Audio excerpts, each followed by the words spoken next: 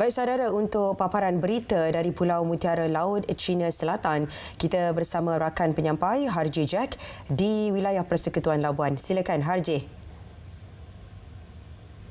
Terima kasih. Ob Selamat peringkat Labuan merekodkan peningkatan kes kemalangan berbanding tempoh sama tahun lalu.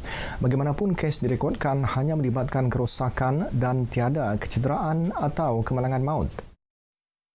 Timbalan Ketua Polis Daerah Labuan DSP Robin Alas Rizwan Ismail berkata sejumlah 76 kertas saman dikeluarkan, penurunan hampir 15% berbanding tahun lalu. Tambahnya tiada kes pecah rumah direkod dalam tempoh sama. Untuk pada tahun 2023 kita ada hanya 3 saja kemalangan yang melibatkan kerosakan kenderaan ya. Dan kemudian pada tahun ini 2024 sebanyak 8 kes lah. Hanya melibatkan kenderaan yang rosak saja. Kemalangan yang melibatkan berat ini kan tidak ada. Kan yang mana kita kategorikan maut parah dengan ringan lah. Beliau berkata demikian ketika menyempurnakan pelancaran Ob Lancar peringkat wilayah Persekutuan Labuan. Menurutnya tujuan operasi adalah bagi menurunkan kadar kemalangan jalan raya serta memastikan kelancaran lalu lintas pada waktu puncak sekembalinya warga pulau setelah bercuti. Dalam perkembangan berkaitan, operasi aliran keluar masuk laut di Labuan berjalan lancar sepanjang sambutan Aidilfitri meski berdepan permintaan mencecah sehingga lebih 3,000 penumpang serta 1,000 kenderaan sehari.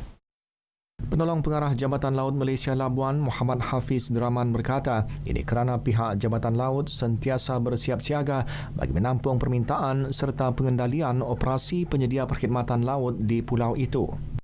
Setakat ini sistem untuk kami dalam keadaan terbaik dari segi sistem tiket dan juga pengesahan daripada pihak imigresen sendiri dan untuk kerjasama daripada pengguna khususnya dalam keadaan terbaiklah so far.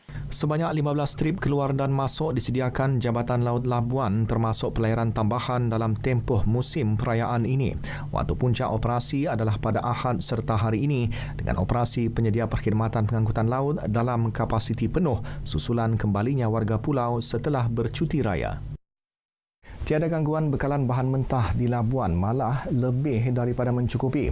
Meski berjaya memenuhi permintaan pengguna, peniaga-peniaga ayam yang ditemui berkata bekalan kini melebihi permintaan dalam minggu pertama Syawal. Ia dipengaruhi oleh faktor banyak penduduk pulang untuk bercuti. Selain berpendapat harga ditetapkan sedikit mahal berbanding tahun lalu. Dulu harga berusaha RM11 lebih, sekarang sudah RM12 lebih. Jadi faktornya harga-harga barang naik semua. Kalau kira permintaan tahun lepas lagi banyak, tapi membandingkan tahun lepas ayam kurang, tidak mencukupi ayam. Yang tahun ini ayam mencukupi, tapi dia pakai ayam frozen. Ayam segar ada kurang sikit. Ini tahun. Raya ini ayam cukup, bakalan cukup. Dari pembali ada kurang sikit lah, kurang mungkin keluar sini sana, itulah kurang pembalinya. Setakat ini tiada tindakan kes melibatkan peniaga melanggar pelaksanaan skim harga maksimum musim perayaan SHMMP sempena Hari Raya Aidilfitri setakat ini. Labuan FM terus menyajikan program khas bagi menyerikan lagi Syawal kali ini.